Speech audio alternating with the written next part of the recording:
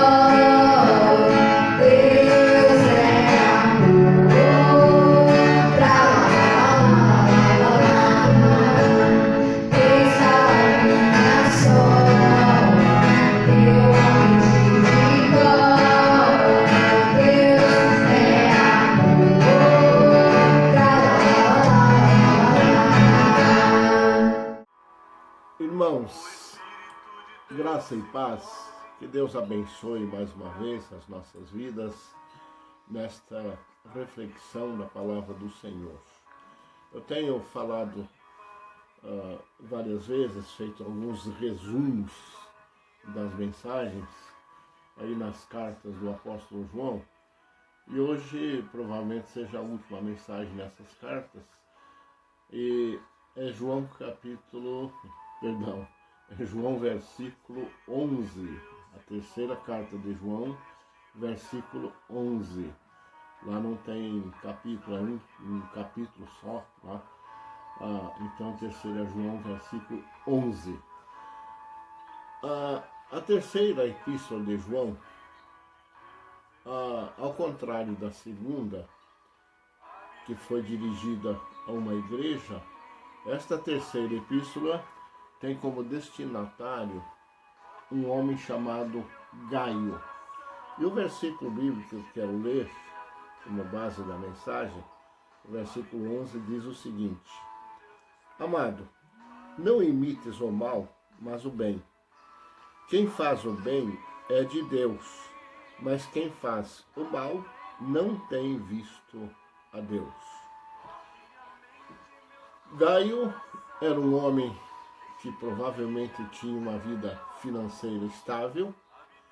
Ele é louvado durante esta carta pelo apóstolo João pela sua hospitalidade em hospedar os cristãos, pregadores itinerantes que viajavam na região, que estavam, na verdade, na região. A epístola narra também certas perturbações, e como tem perturbações nas igrejas, né? Certas perturbações internas daquela igreja, que envolviam Gaio e outro indivíduo chamado Diótrefes, nome esquisito. O versículo 8 da terceira carta nos estimula a sermos cooperadores de Deus, priorizando sempre a verdade, sabendo que a verdade é Cristo, a verdade é o Evangelho de Cristo. E o versículo diz o seguinte: portanto, aos tais devemos acolher para que sejamos cooperadores da verdade. Ele está se referindo aos missionários que estavam entre os gentios, e mais no final vamos falar sobre isso, mas que não estavam concordando com certas posições que eram tomadas quanto à pregação. E João faz esse apelo para que eles sejam recebidos, né? E a gente explica melhor um pouquinho isso depois. Andando na verdade, o que significa isso? Porque muito me alegrei quando os irmãos vieram e testificaram da tua verdade, como tu andas na verdade. Está se referindo ao homem que hospedava os missionários. A cooperação em toda e qualquer igreja nasce da busca sincera da verdade. A cooperação em qualquer igreja, em todas as igrejas, nasce da busca sincera da verdade. Diótrefes não estava vendo Deus com os olhos da fé. Por isso, não cooperava na obra da verdade. Escrevi algumas coisas à igreja, mas Diótrefes, que gosta de ter entre eles a primazia, não nos recebe. Imaginemos a tristeza do apóstolo João ao escrever essas palavras, dizendo que tinha alguém da igreja que não recebia ele, que não recebia os obreiros, que batalhava contra esses obreiros, querendo manter a primazia. Em outras palavras, digamos, era o chefão da igreja, como às vezes acontece em muitos lugares. Andando com Deus e com a sua verdade, a cooperação será e terá um efeito natural.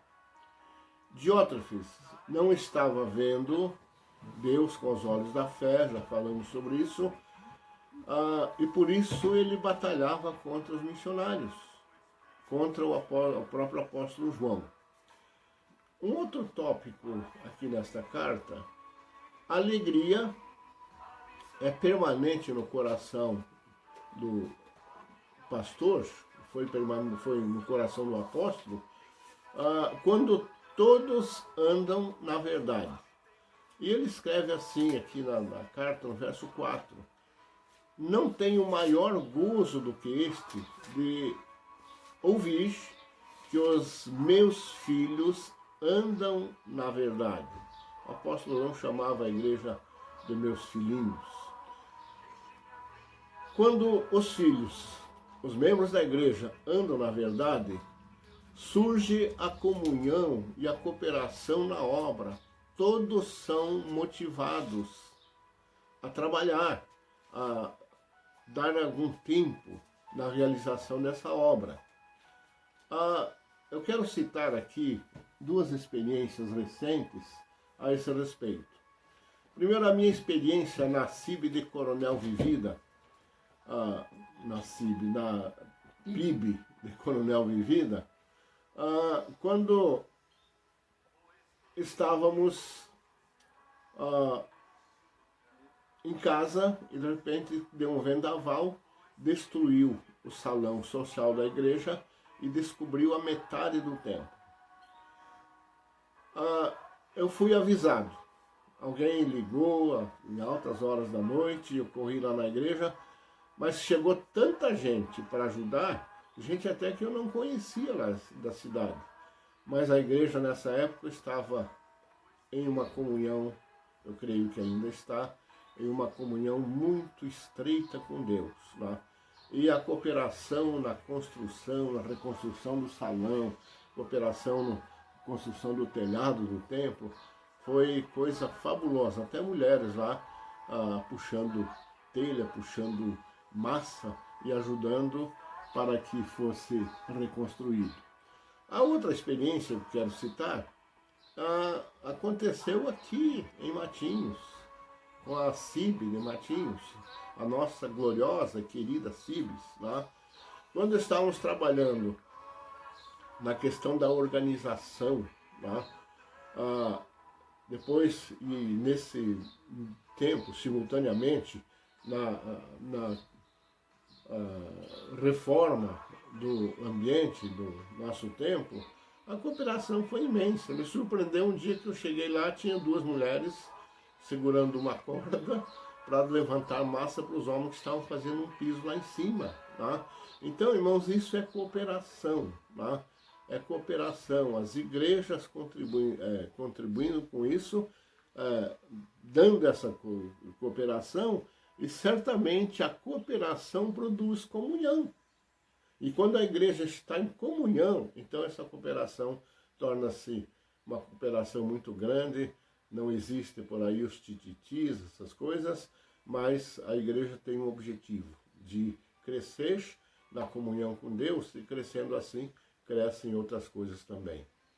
O que produz essa comunhão é a fidelidade dos crentes de uns com os outros e a intimidade dos crentes com Deus. Isso é muito importante. E o apóstolo João está falando aquela igreja lá, e ao homem lá destinatário da terceira carta, que estava faltando essa cooperação. Tá? Mas ele elogia o homem que estava trabalhando nessa questão. Procedendo fielmente com os irmãos, a comunhão é enriquecida. E o apóstolo diz assim: porque pelo amor do nome saíram sem aceitar nada dos gentios. Portanto, aos tais devemos acolher para que sejamos cooperadores da verdade. Versículos 7 e 8 da carta. Não há cooperação quando existe desconfiança. O apóstolo está se referindo aqui aos missionários que trabalhavam os gentios e que não concordavam com algumas coisas que estavam acontecendo na questão doutrinária, até pela o baixo nível moral daqueles que haviam supostamente se convertido, mas não estavam vivendo a verdade de Deus. Também a cooperação é prejudicada quando existem segundas intenções. As agendas e reuniões secretas que às vezes se fazem, isso prejudica a comunhão entre os crentes, tá? Fere o coração da liderança, tá? E essas coisas devem ser evitadas. Não compatuando com o mundanismo, no versículo 7 e 8, que já lemos. Os obreiros da Ásia não aceitaram a cooperação dos gentios justamente em função da baixa moralidade de suas práticas religiosas, né? Daquelas coisas que não dava para concordar, segundo o apóstolo João. Diófrites difamou o apóstolo João, excluiu os membros da igreja que não concordavam com a sua sórdida orientação e intenção, e o apóstolo escreveu assim: pelo que, se eu for, trarei à memória as obras que ele faz, proferindo contra nós palavras maliciosas. E não contente com isto, ele não somente deixa de receber os irmãos, mas aos que os querem receber, ele os proíbe e o fazem sair da igreja. Fazem sair da igreja através da exclusão. São pessoas que querem fazer o bem, de repente aquele está fazendo o mal, domina e acaba ele prejudicando a vida espiritual dessas pessoas. Mas eu preciso concluir. Voltando ao assunto desta reflexão, imitando o bem, estaremos cooperando com o Senhor na realização da sua obra no reino. Façamos tudo para podermos fazer as coisas realmente com o coração e fazermos para a glória de Deus Pai, imitando bem como cooperadores de Deus. Eu quero citar, para terminar, um versículo de Colossenses 3:23. E tudo o que fizerdes, fazei-o de coração, como ao Senhor, e não aos homens. Que Deus abençoe esta palavra nesta manhã. Um abraço a todos, que Deus abençoe.